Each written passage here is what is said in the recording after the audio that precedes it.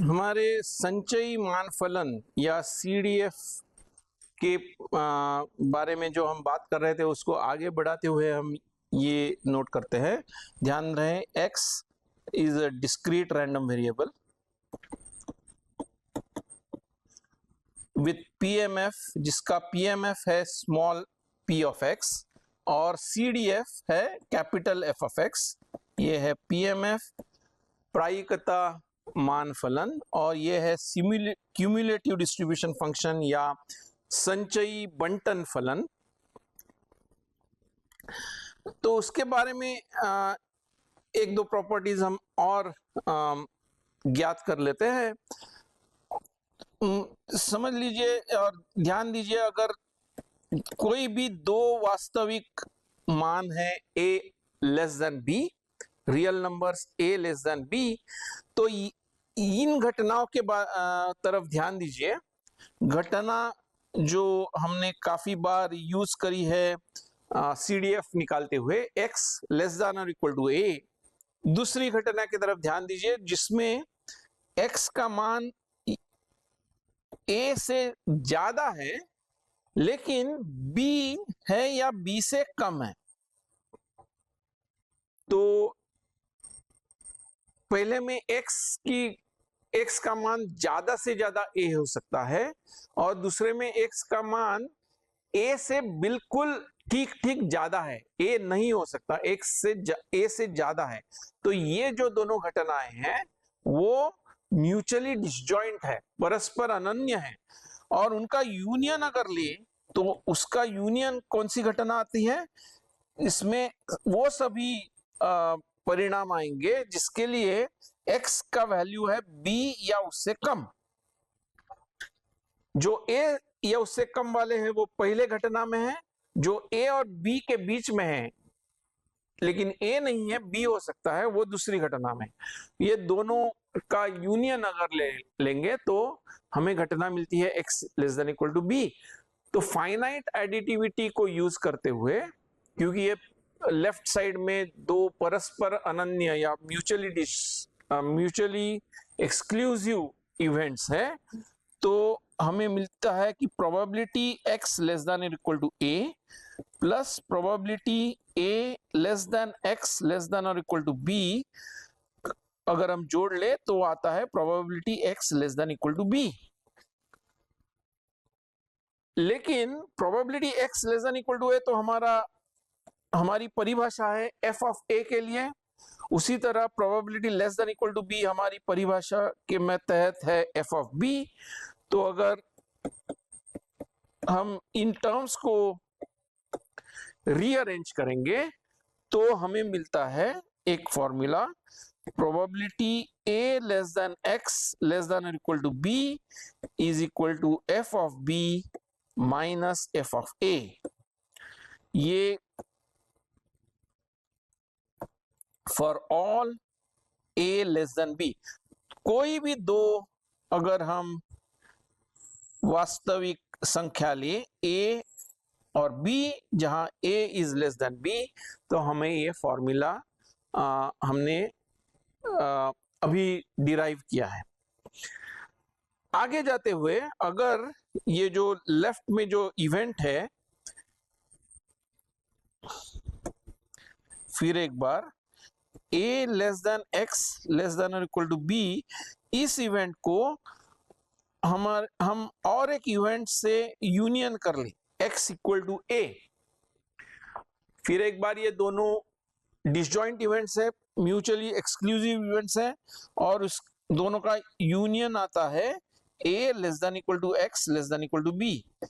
क्योंकि अब दूसरे इवेंट में x इक्वल टू a भी जोड़ लिया है हमने, तो राइट साइड में जो लेफ्ट साइड में a के साथ स्ट्रिक्ट इनइक्वालिटी थी, लेस देन स्ट्रिक्ट था, वो राइट साइड में हम लेस देन और इक्वल टू कर दिया है क्योंकि ये हमने यूनियन ले लिया है। फिर एक बार फाइनाइट एडिटिविटी प्रोबेबिलिटी को यूज करते हुए probability a less than x less than equal to b plus probability x equal to a is equal to probability a less than equal to x less than equal to b। हमें मिलता है।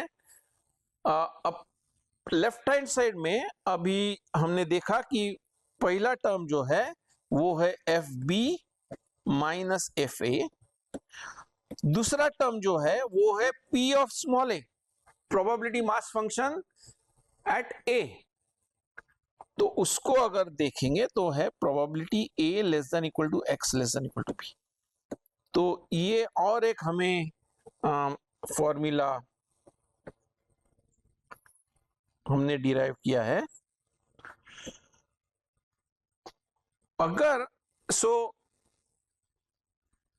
F of B minus F of A, अगर हमें CDF पता है तो हम कोई भी इवेंट, इस तरह का इवेंट ले A less than X less than equal to B, तो उसको डायरेक्टली हम उसकी प्रोबेबिलिटी इस प्रॉपर्टी से निकाल सकते हैं। सिर्फ सीडीएफ की वैल्यू बी के में जो है वो देखे, सीडीएफ एफ की वैल्यू ए पे देखे और दोनों का डिफरेंस ले ले।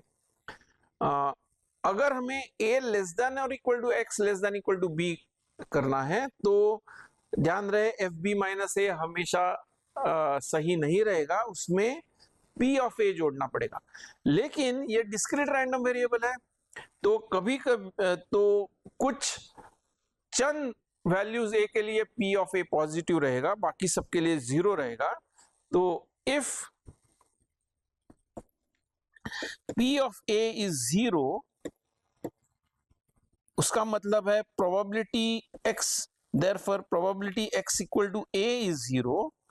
उसका मतलब है A is not a possible value of X. ये जो संख्या है ए, वो एक्स की एक वैल्यू नहीं है, तब ठीक तभी पी ऑफ ए जीरो होगा। सो पी ऑफ ए, उसी का P of A is greater than zero if and only if, वही स्टेटमेंट मैं अलग तरीके से लिख रहा हूं, if and only if A is a possible value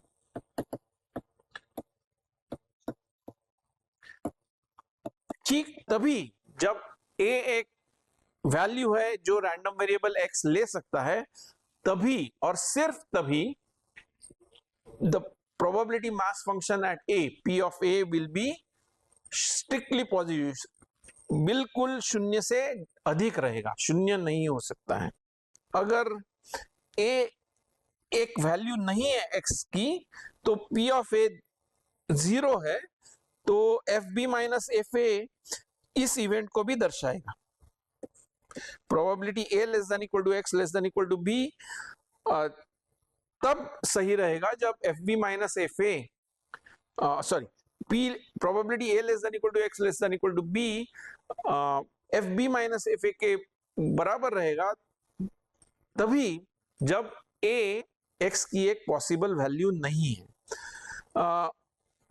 कई किताबों में ये जो सेकंड इक्वेशन मैंने लिखा है उसको इस तरह से भी लिखते हैं, probability A less than equal to X less than equal to B is equal to is, हमने अभी देखा कि ये F B of minus F A लिख नहीं सकते हैं, तभी लिख सकते हैं जब पी ऑफ ए जीरो है। लेकिन ये जो इक्वेशन है वो हमेशा सही रहेगा। लेकिन यहाँ पे मुझे बताना है कि ये एफ ऑफ ए माइनस क्या है, ए के पास, लेकिन ये ए की छोटी वैल्यू, लिमिट जैसे बोलेंगे, या अगर ये इंटीजर वैल्यूड रैंडम वेरिएबल है तो A minus one, F of A minus one आ जाएगा। तो ये एक फॉर्मूला काफी किताबों में लिखा जाता है। सीडीएफ अगर हमें पता है तो हम इवेंट्स की प्रोबेबिलिटीज इस तरह से निकाल सकते हैं, ये तीन फॉर्मूला यूज करके। और जो जब हमने देखा कोई भी डिस्क्रीट रैंडम वेरिएबल के लिए सीडीएफ का ग्राफ एक स्टेप फंक्शन होता है, आगे आगे ऊपर बढ़ते हुए स्टेप्स के तरह होता है, और जब ये एक स्टेप बंद होके दूसरे स्टेप में तभी जाता है ग्राफ जब वो पर्टिकुलर बिंदु, वो पर्टिकुलर संख्या पे x एक वैल्यू है, x की एक वैल्यू है। तो ये सब जो मैं बोल रहा हूँ वो एक उदाहरण के जरिए हम देखेंगे इसका इस्तेमाल कैसे करें। तो इसमें ना कि हमें पीएमएफ दिया गया है, बल्कि हमें बताया गया है कि हमारे पास एक रैंडम वेरिएबल है जिसका दर्शाया गया है 0 if x is less than 1, 1/4 if x is between 1 and 2, 2/4 if it is between 2 and 3, 3/4 if it is between 3 and 4, and 1 if it is greater than equal to 4। फिर एक बार ये जैसे हमने लिखा है ये हमेशा ऐसे ही लिखा जाता है F of x.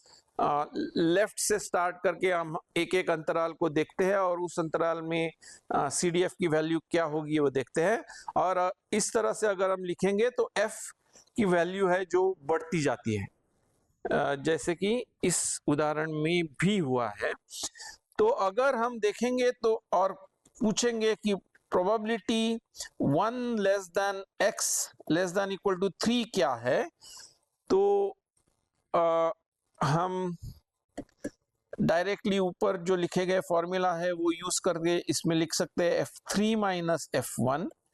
f of 3 क्या है इसमें, राइट में देखिए x इक्वल टू 3 कौन से अंतराल में आता है, और उस अंतराल के लिए f ऑफ x की वैल्यू क्या है, वो है 3/4, और उसी तरह f ऑफ 1 की वैल्यू है 1/4, तो ये है 2/4 या हाफ। हम ये भी देख सकते हैं कि probability 2.1 less than x less than equal to 3.9। उसी तरह से हम देखेंगे f of 3.9 minus f of 2.1, और अगर हम देखेंगे 3.9 कौन से अंतराल में आता है, तो f ऑफ, और वहां पे f की वैल्यू है 3/4 और 2.1 के लिए f की वैल्यू है 2/4, तो इसका आंसर है f ऑफ 1/4। अगर हम इस f को ड्रॉ करेंगे तो ये तो काफी आसान तरीके से आपके लिए मैं एक्सरसाइज के तौर पे ये रख देता हूं, लेकिन अगर आप देखेंगे तो इसमें हम अंतराल कैपिटल F की वैल्यू कहां पे चेंज होती है, एक जब x इक्वल टू 1 है तब चेंज होती है। x लेस देन 1 के लिए f की वैल्यू है 0, और x एक से ज्यादा है, एक या एक से ज्यादा है तो उसकी वैल्यू है 1/4। उसी तरह x इक्वल टू 2 के लिए चेंज होती है, x इक्वल टू 3 के लिए चेंज होती है, और x इक्वल टू 4 के लिए चेंज होती है। तो आप देखेंगे तो ये x इक्वल टू 1 है, हम इसको इस तरह से लिख सकते हैं, probability 1 less than equal to x less than equal to 1, वही इवेंट है, अलग रूप से लिखा है। तो ये है f ऑफ 1, ये तीसरा वाला अगर हम यूज करें f of 1 minus f of 1 minus, तो ग्राफ में मैं ये छोटा ग्राफ यहां पे निकलने वाला हूं। f ऑफ 1 जब 1 को f का ग्राफ अगर हम देखेंगे तो x लेस देन 1 के लिए उसकी वैल्यू है 0, और x 1 और 2 के बीच में इसकी वैल्यू है 1/4। तो ये जो जंप है, ये जो चढ़ाव है, उसकी हाइट यहां पे आती है 1/4। तो f ऑफ 1 माइनस का मतलब ये होता है कि f का अगर आप ग्राफ देख लें और बाई तरफ से एक की ओर बढ़े, तब f की वैल्यू क्या है, तो इसमें है 0, क्योंकि ये -0, और f ऑफ 1 की वैल्यू है 1/4। तो probability of x equal to 1 ही हो गई 1/4। इसी तरह से आप देख लेंगे कि हर जो जंप है, हर जो चढ़ाव है, x इक्वल टू 2 के लिए भी चढ़ाव है 2/4, 1/4 से लेके 2/4, उसकी हाइट भी 1/4 है। तो आप चेक कर ले कि probability x equal to 2, which is f of 2 minus f of 2 minus, which is also 1/4। तो इस उदाहरण में इनफैक्ट हम देखेंगे कि P1 जो हमने ऑलरेडी कैलकुलेट कर लिया है, P2 भी कैलकुलेट कर लिया है, लेकिन P3 भी 1/4 है और P4 भी 1/4 है। सो और इस चारों को अगर जोड़ देंगे तो हमें जोड़ मिलती है 1। सो यही 4 वैल्यूज है जो ये रैंडम वेरिएबल लेता है, और ये चारों वैल्यूज समान रूप से इसकी प्रोबेबिलिटी है 1/4, 1/4, 1/4, 1/4। लेकिन अहम बात इस उदाहरण में जो हमने देखी कि अगर हम CDF हमें पता है तो उस CDF को यूज करके हमें PMF निकाल सकते हैं। कैसे निकालते हैं हम देखते हैं कि ये CDF की वैल्यू कौन से कहां पे चेंज होती है,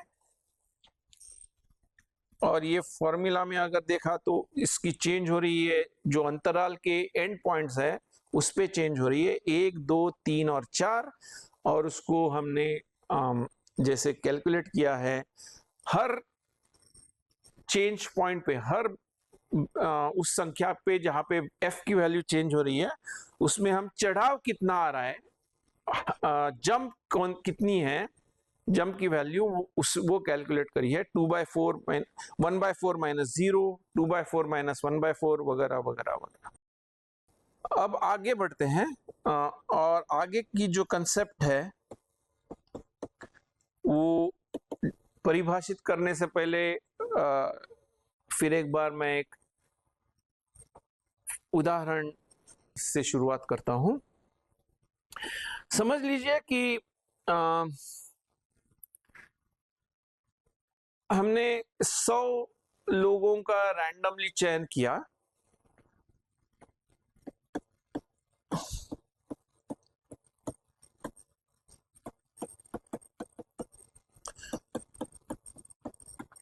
और उनको पूछा कि अभी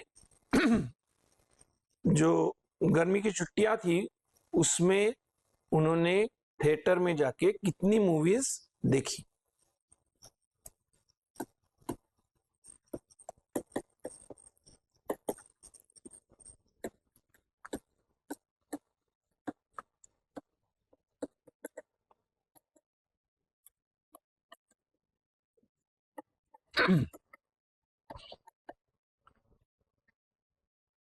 तो इसमें एक रैंडम वेरिएबल x को इस तरह से परिभाषित कर सकते हैं कि x is the number of movies watched by the randomly chosen person, by any randomly chosen person. हर एक 100 लोगों को ये सवाल पूछा गया था तो हर एक का जवाब अलग अलग हो सकता है, तो ये रैंडम वेरिएबल है। ये movies watch in theatres, theatre में जाके कौन कितने मूवीज देखे हैं। और जब ये सवाल पूछा गया तो ये ऑब्जर्वेशंस आ गई, तो कुछ लोगों ने एक भी मूवी नहीं देखी थी, कुछ लोगों ने एक देखी थी, कुछ लोगों ने 2 या 3। तो 100 में से ये जो रैंडम वेरिएबल x है उसकी प्रोबेबिलिटीज इस प्रकार से है, PMF इस प्रकार से है 0.2, 0.2, 0.35 और 0.25। उसका मतलब है कि 100 में से 20%, 0.2 मतलब 20 लोगों ने, 20 लोग ऐसे थे जिन्होंने एक भी मूवी नहीं देखी थी थिएटर में जाके। 20 अलग लोग ऐसे थे जिन्होंने ठीक ठीक एक मूवी देखी थी, 35 लोग ऐसे थे जिन्होंने 2 मूवीज देखी थी और 25 लोग ऐसे थे जिन्होंने 3 मूवीज देखी थी थिएटर में जाके। तो ये पूरे 100 लोग हो गए। ये एक रैंडम वेरिएबल है। तो अगर हम अब एक अलग सा क्वेश्चन पूछने वाले हैं। तो ये थिएटर में जाके मूवीज देखी है, तो हर एक ने थिएटर में जाने के लिए टिकट खरीदा होगा। तो average number of tickets bought, ये भी मान सकते हैं average number of movies watched per person. Average number of movies watched per person. तो ये जो देखा है कि ये जो रैंडम वेरिएबल है x, वो सिर्फ 4 वैल्यूज ले रहा है, 0 1 2 3। एवरेज हम मोटे तौर पे हमें पता है औसत क्या है। तो ये पूछ रहे हैं कि औसत क्या है मूवीज की संख्या की, जो ये 100 लोगों से हमें पता चला है। तो एक तो है कि हम ये 0 1 2 3 का एवरेज ले लें, लेकिन वो शायद गलत हो, क्योंकि अगर हम देखेंगे कि 20 लोग ऐसे थे जिन्होंने एक भी मूवी नहीं देखी थी, 20 लोग ऐसे थे जिन्होंने एक, 35 लोगों ने 2 और 25 लोगों ने 3 मूवीज देखी थी। तो टिकट कितने खरीदे गए? तो टिकट कितने खरीदे गए? 20 लोगों ने जो एक मूवी देखी है, उन्होंने उनके लिए 20 अलग अलग टिकट खरीदे थे। 35 लोगों ने 2 मूवीज देखी, तो 35 गुना 2 70 टिकट उनके लिए खरीदे गए, और 25 गुना 3 75 फाइनल क्लास के लोगों के लिए टिकट खरीदे गए थे। तो ये 0 1 2 3 का आम एवरेज लेने शायद ठीक नहीं होगा, क्योंकि एवरेज नंबर ऑफ मूवीज, यहाँ पे एवरेज नंबर ऑफ टिकट्स भी मान सकते हैं। तो इसको कैलकुलेट करने के लिए 20 लोग ऐसे थे जिन्होंने एक भी टिकट नहीं खरीदा, मतलब 0 टिकट खरीदे गए। 20 लोग ऐसे थे जिन्होंने एक टिकट खरीदा, तो 20 टिकट उनके लिए खरीदे गए। 35 लोग ऐसे थे जिन्होंने 2 टिकट खरीदे, 2 मूवीज देखे, तो उनके लिए 70 टिकट खरीदे गए, या उन्होंने 70 मूवीज थिएटर्स में 70 लोग अलग अलग आ गए। और फाइनली 3 गुना 25 ऐसे है, 25 लोग ऐसे थे जिन्होंने 3 बार टिकट खरीदे। तो ये हो गया पूरा नंबर। अगर इसको गुना कर देंगे और जोड़ लेंगे तो ये होगा पूरा नंबर, ये टिकट्स खरीदे गए और जितने बार मूवी थिएटर में लोग 100 लोग गए। और उसका अगर एवरेज निकालना है तो हमें कितने लोग थे, क्योंकि हमें निकालना है एवरेज पर पर्सन। तो हम 100 लोग थे, उसको हम 100 से भाग देंगे, और अगर ये कैलकुलेशंस करेंगे तो उसका मान होगा 190/100, जो है 1.9। उसको मैं थोड़ा सा अलग रूप से लिख रहा हूं।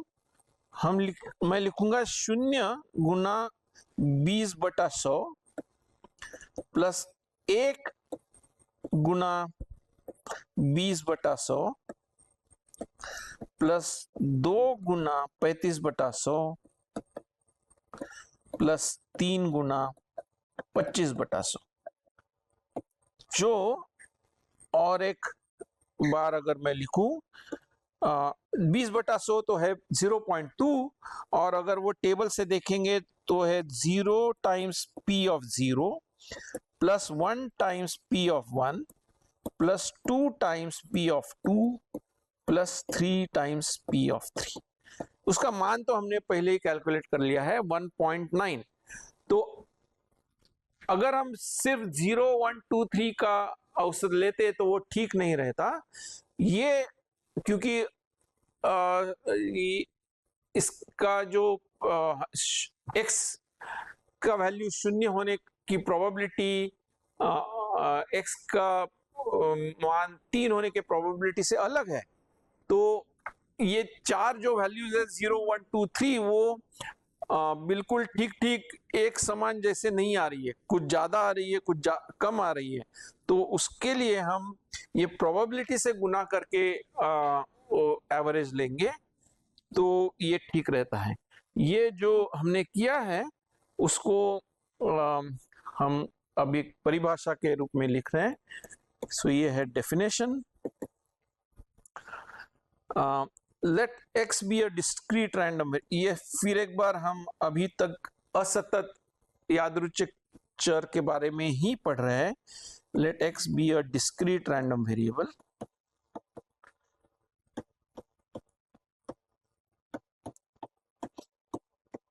विथ पीएमएफ, जिसका पीएमएफ है पी सब एक्स से द्वारा दर्शाया गया है।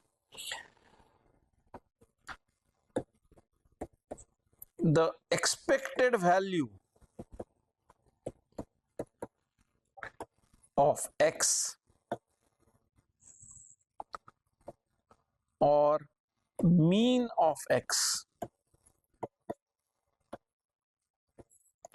और हिंदी में या तो कहेंगे अपेक्षित मान या माध्य, ये टर्म ज्यादा यूज होते हैं। माध्य, x का माध्य, रैंडम वेरिएबल x का माध्य, एक्सपेक्टेड वैल्यू ऑफ x, इस तरह से परिभाषित करते हैं। इसको नोटेशन होती है capital E of x, expected value of x। आमतौर पे हम उसको म्यू से भी दर्शाते हैं, म्यू। और क्योंकि ये रैंडम वेरिएबल x का मीन है तो उसके लिए म्यू सब x से दर्शाते हैं। और जब कोई एम्बिग्विटी नहीं है, जब एक ही रैंडम वेरिएबल के बारे में हम देख रहे हैं तो इसको कभी कभी म्यू से भी दर्शाते हैं। और उसकी परिभाषा क्या है? उसकी परिभाषा है, हम जैसे ऊपर उदाहरण में हम देखा, हम हर एक वैल्यू जो रैंडम वेरिएबल x ले सकता है उसको लेते हैं x, उसको उसके करस्पॉन्डिंग प्रोबेबिलिटी से गुण लेते हैं, और बाद में ऐसे सभी जो गुणाकार है उनको जोड़ लेते हैं। समेशन x पी एक्स, इसको बोलते हैं एक्सपेक्टेड वैल्यू ऑफ x। ऊपर जो एग्जाम्पल दिया है उसमें ऑलरेडी हमने ये कैलकुलेशन करा है, लेकिन और एक उदाहरण देते हैं।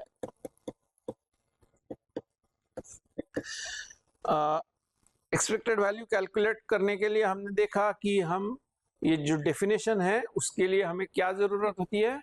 ये हमें जरूरत है पीएमएफ की। अगर हमें रैंडम वेरिएबल के पीएमएफ के बारे में पता है तो हम ये एक्सपेक्टेड वैल्यू एक्स की कैलकुलेट कर सकते हैं। तो समझ लीजिए कि हमारे पास ये एक रैंडम वेरिएबल है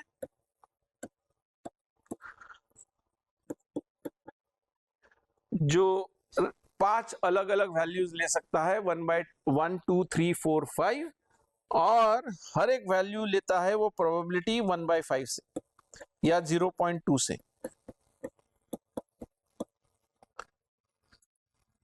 तो इस रैंडम वेरिएबल x के लिए अगर हम एक्सपेक्टेशन कैलकुलेट करना चाहेंगे तो ये हम आसानी से लिख सकते हैं परिभाषा यूज करके, x इक्वल टू 1 to 5, क्योंकि यही 5 वैल्यूज है इस रैंडम वेरिएबल के लिए जो ये पॉजिटिव प्रोबेबिलिटी से लेता है।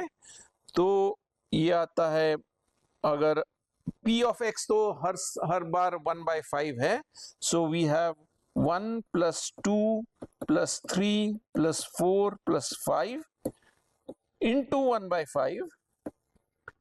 तो ये तो हमारा जो हमेशा हम एवरेज सोचते हैं, एवरेज, अगर हमें 5 संख्याओं का एवरेज लेना है तो हम संख्याओं को जोड़ लें और 5 से भाग लें। तो यही हो रहा है, और ये इस बार इसलिए हो रहा है कि ये जो P ऑफ x है वो P ऑफ x अगर आप देखेंगे तो हर वैल्यू के लिए बिल्कुल समान है। एक तरह से ये रैंडम वेरिएबल के लिए इक्वली लाइकली वैल्यूज हैं। रैंडम वेरिएबल x की वैल्यू 1, 2, 3, 4 या 5 बिल्कुल प्रोबेबिलिटी सेम प्रोबेबिलिटी से होती है, जिसका मान है 1/5। इसको हम अगर जोड़ लेंगे तो आप आसानी से देख सकते हैं, ये इसकी वैल्यू है 3। तो ये जो वैल्यू है वो पहले वाले एग्जाम्पल में भी अगर हमने देखा, ये जो वैल्यू थी 1.9 वो सबसे छोटी जो वैल्यू है 0 और सबसे बड़ी जो वैल्यू है 3 उसके बीच में कहीं रहेगी। यहाँ पे भी इस एग्जाम्पल में सबसे छोटी वैल्यू है 1 और सबसे बड़ी वैल्यू है 5, उसके बीच में कहीं रहेगी। चूंकि ये उदाहरण ऐसा है कि जिसमें P ऑफ x बिल्कुल सेम है, तो ये बिल्कुल बीच वाली वैल्यू आएगी 3। तो ये इस उदाहरण में इस रैंडम वेरिएबल x के लिए जो एक्सपेक्टेड वैल्यू है वो आम तौर पे हम जो एवरेज बोलते हैं उसके बिल्कुल समान आती है। एक दुकान से पेन ड्राइव्स बेची जाती है और PMF of the amount of memory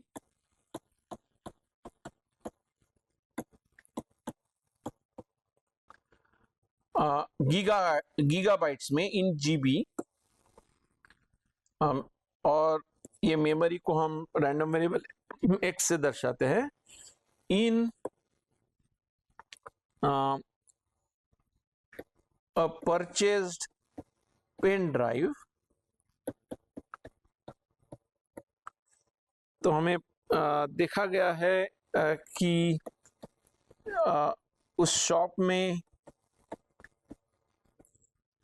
जो पेन ड्राइव्स बेची जाती है उसकी या तो 8 GB मेमोरी है या 16 या 32 या 64 GB की पेन ड्राइव या मेमोरी ड्राइव्स बेची जाती है। और जो खरीदते हैं उसमें 10% लोग 8 मेमोरी वाली पेन ड्राइव 8 GB मेमोरी वाली पेन ड्राइव खरीदते हैं, 40% 16 GB वाली लेते हैं, 50% आधे लोग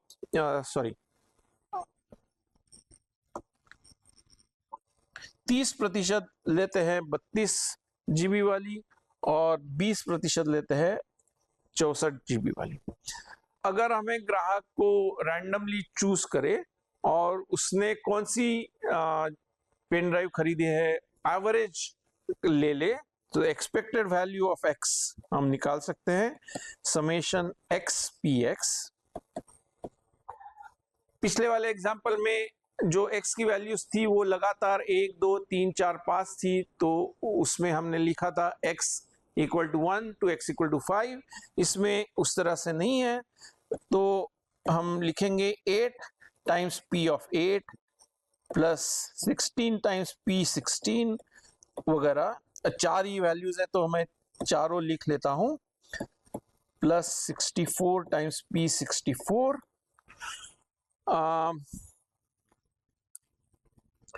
So 8 into 0.1 plus 16 into 0.4 plus 32 into 0.3 plus 64 into 0.2, और इसको अगर हम जोड़ ले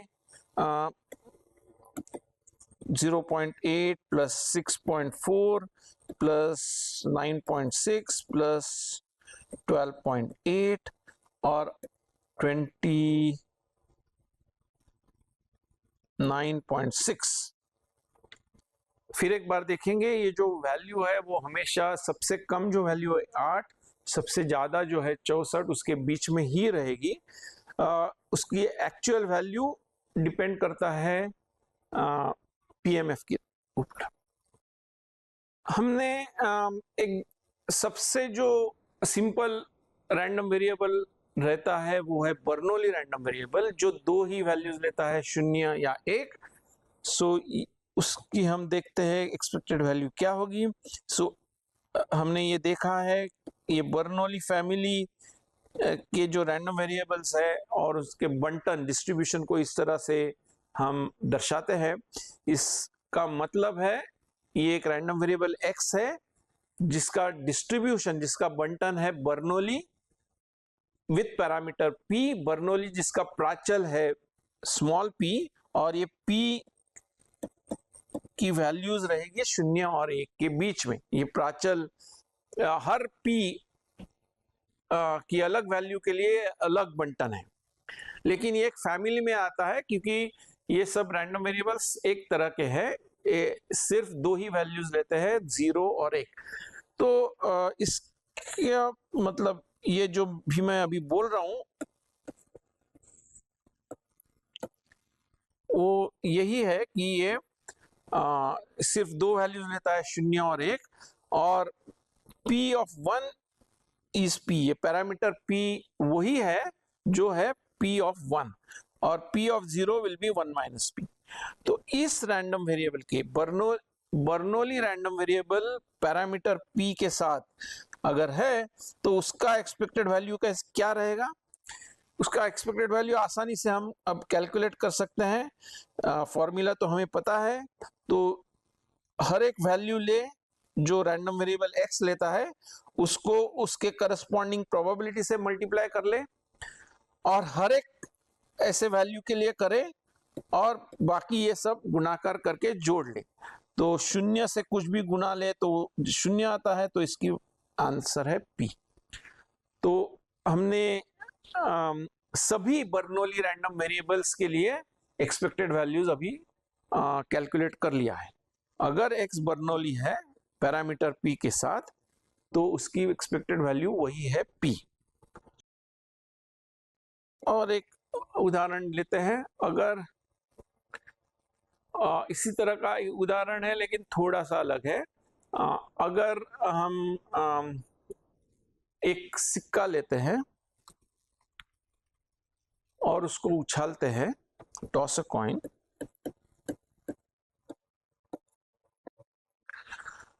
अगर वो इस टॉस में हेड्स आ गया तो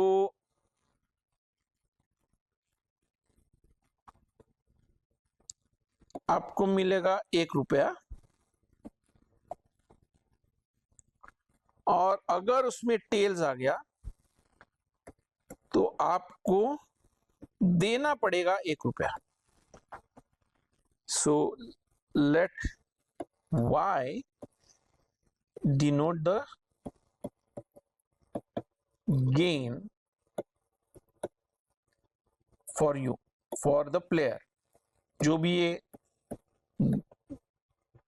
गैम्बलिंग गेम खेल रहा है, अब ये गैम्बलिंग तो इलीगल है इंडिया में, लेकिन ये प्रोबेबिलिटी थियरी जो भी है वो यही गेम्स ऑफ चांस, गैम्बलिंग ना कहते हुए मैं उनको बोलूंगा games of chance, games of chance को एनालाइज करके ये पूरी थियरी एस्टेब्लिश हुई है। तो let y denote the gain for the player. y क्या क्या वैल्यूज लेते हैं? y takes values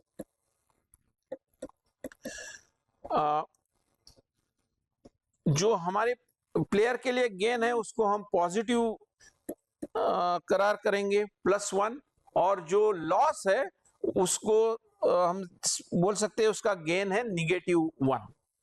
so takes values +1 और -1। What is the probability that y equal to 1? This is probability of heads. और मान लीजिए वही सिक्का है जिसकी प्रोबेबिलिटी है स्मॉल p, और probability y equal to -1 which is probability of tails, वो है 1 माइनस p। तो उसमें हमारा एक्सपेक्टेड वैल्यू क्या आएगा? एक्सपेक्टेड वैल्यू आएगा 1 times the probability y equal to 1 plus -1 times the probability y equal to -1, और वो है p, 1 times p is p, -1 times 1 minus P, तो उसको अगर जोड़ लेंगे तो आता है 2p माइनस 1। इन पर्टिकुलर अगर ये कॉइन, सो ये तो कोई भी कॉइन के लिए आ गया जिसकी प्रोबेबिलिटी है, प्रोबेबिलिटी ऑफ हेड्स है p। If p is equal to half, तो expected value of y will be 2 into half minus 1, जो है 0। ये जो प्राचल जो है, पैरामीटर जो है, वो पूरे फैमिली के लिए हम एक्सपेक्टेशन निकाल रहे हैं, लेकिन अगर हमें पता है कि एक पर्टिकुलर एग्जांपल में एक स्पेसिफिक वैल्यू p की है, जैसे कि ये अगर हमें पता है ये कॉइन अनबायस्ड कॉइन है, फेयर कॉइन है, तो ऑन एन एवरेज ना ही आप कुछ गेन करेंगे ना ही आप कुछ लूज करेंगे। लेकिन ये थोड़ा सा सिक्का ऐसा है कि प्रोबेबिलिटी हेड्स आने की 0.6 है, तो एक्सपेक्टेड वैल्यू ऑफ y क्या होगा, 2 इंटू 0.6 माइनस 1, जो है 0.2। इस तरह से हम ये अलग अलग चीजें निकाल सकते हैं। ये एग्जाम्पल है repeated tosses of a coin. बार बार सिक्का उछालेंगे,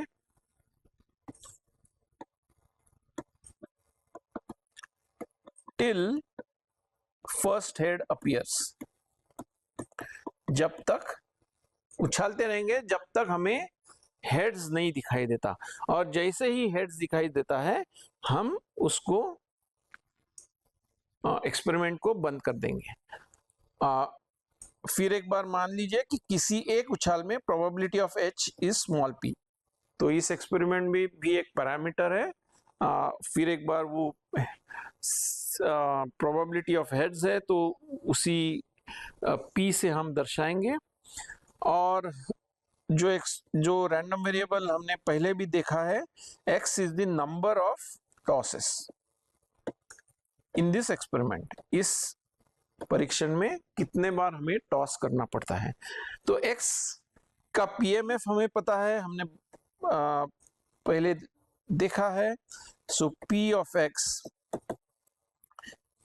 होगा p times 1 minus p to the power x minus 1, यदि x है 1 2 3 वगैरह वगैरह वगैरह।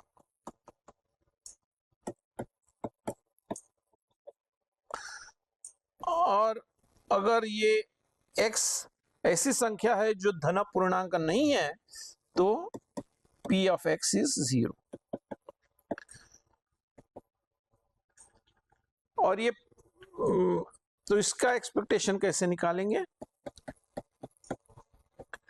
क्योंकि ये परिभाषा यूज करके ये होगा x times p of x, और x की वैल्यू है 1 से लेके इंफिनिटी तक। तो इसको अगर हम लिखेंगे x equal to 1 to infinity x times p times 1 minus p raise to x minus 1। तो ये जो p है ये कांस्टेंट है, वो हम सम के बाहर लेके आएंगे। p sum x equal to 1 to infinity x 1 minus p raise to x minus 1। अब हमें एक छोटी सी हम ट्रिक यूज करने वाले हैं इस सम को इवैल्यूएट करने के लिए। हम देखते हैं कि ये जो सम जोड़ के अंदर जो टर्म है, हर एक टर्म है, उसको अगर हम डेरिवेटिव यूज करेंगे तो ये है derivative 1 minus P raise to the power x का, जहां पे x तो फिक्स्ड है। हर x के लिए ये डेरिवेटिव अगर आप देखेंगे तो आएगा x times 1 minus P to the x minus 1 times the derivative of 1 minus P which is minus 1। So ये माइनस साइन भी उसके साथ आएगी।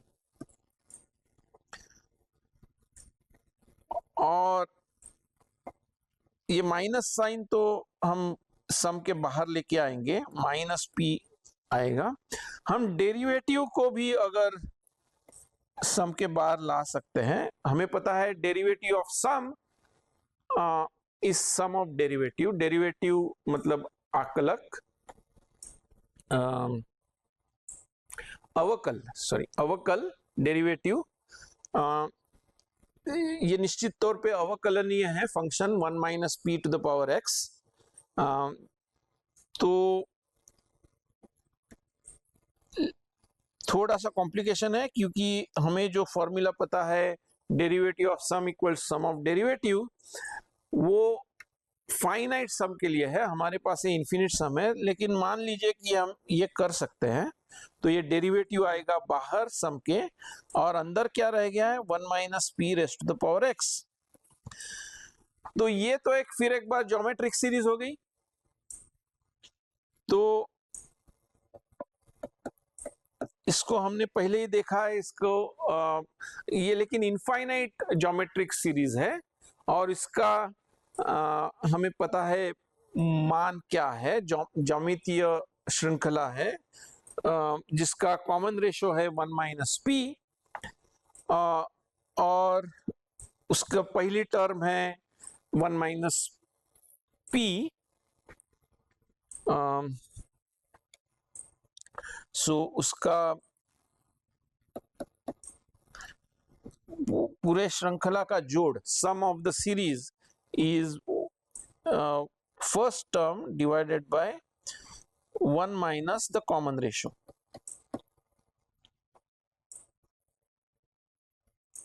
ओह, मैं एक महत्वपूर्ण चीज भूल गया, ये डेरिवेटिव भी लेना है इसमें।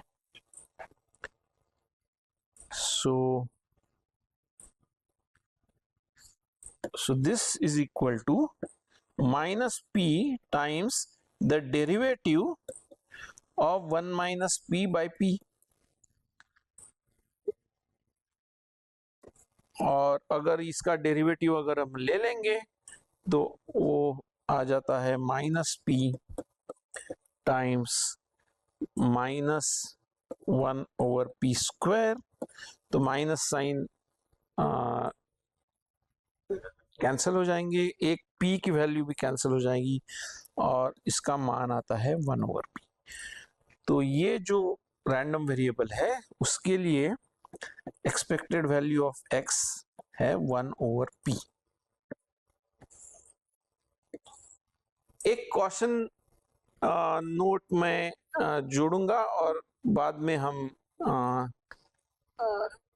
आगे बढ़ेंगे। यहाँ पे एक उदाहरण है जहाँ पे x ऐसा रैंडम वेरिएबल है जहाँ पे p ऑफ x है proportional to 1 over X square, x equal to 1 2 3 वगैरह। सो x धन पूर्णांक वैल्यूज लेता है, और उसकी करस्पॉन्डिंग प्रोबेबिलिटी है sum constant k divided by X square. अगर आपको पता नहीं हो तो मैं ये बता दूं कि ये जो श्रृंखला है ये अभिसारित होती है, ये कन्वर्जेंट सीरीज है, इसका सम फाइनाइट है। प्रोबेबिलिटीज को हम अगर सभी प्रोबेबिलिटीज को जोड़ दे सब पीएमएफ में तो उसका सम हमेशा 1 रहता है। तो इसका जो सम है उसका एक्चुअल मान जरूरत नहीं है हमें, ये जानना काफी है हमारे लिए कि इसका सम एक वास्तविक संख्या है, इंफिनिटी नहीं है। ये श्रृंखला अभिसारित है, कन्वर्जेंट है। तो के हम चूज कर सकते हैं ताकि ये जो सम है पी सम अगर चूज के such that sum k over x square is 1। ऐसा कौन सा है k होगा? k होगा 1 divided by sum 1 over X square. और जैसे मैंने लिखा, ये जो सम है 1/x², ये अभिसारित है, ये कन्वर्जेंट है, तो ऐसा k एग्जिस्ट करेगा। तो एक्चुअल वैल्यू k की हमें पता करने की जरूरत नहीं है, ये कांस्टेंट है। लेकिन अगर हम इस रैंडम वेरिएबल का माध्य कैलकुलेट करने की कोशिश करेंगे, तो हम फिर एक बार परिभाषा के तहत चलते हैं, x टाइम्स px और सम ओवर ऑल x। तो हम क्या पाएंगे, x टाइम्स px इसमें है k ओवर x², तो k इज अ कांस्टेंट, और एक x की वैल्यू, एक x का एक्सपोनेंट कैंसिल हो जाएगा और हमें मिलता है ये सीरीज 1/x, ये हार्मोनिक सीरीज। लेकिन ये सीरीज हमें पता है, फिर एक बार अगर आपको पता नहीं तो मैं बता दूं कि ये जो सीरीज है ये कन्वर्जेंट नहीं है। ये इसका मान एक्चुअली इंफिनिटी है। तो हमने परिभाषा तो कर ली एक्सपेक्टेशन की, लेकिन ऐसे हो सकता है कभी कभी कि हमारे पास जो रैंडम वेरिएबल है उसका एक्सपेक्टेड वैल्यू इंफिनिटी है, या तो वो मौजूद नहीं है। हम बोलते हैं expected value of x does not exist. तो ये कॉशनरी नोट है कि ध्यान रखें कि ऐसे रैंडम वेरिएबल्स हो सकते हैं जिसके माध्य मौजूद नहीं है, एग्जिस्ट नहीं करते, क्योंकि ये जो सम अगर करने जाएंगे तो वो सम मैथमेटिकल रूप में नहीं की जा सकती है। इस पर्टिकुलर एग्जांपल में चूंकि ये एग्जांपल इस रैंडम वेरिएबल की सभी वैल्यूज धना है, तो इसमें हम लिख सकते हैं कि एक्सपेक्टेड वैल्यू इंफिनिटी है। लेकिन कभी कभी ऐसे भी हो सकता है कि ये एग्जिस्ट नहीं करता है।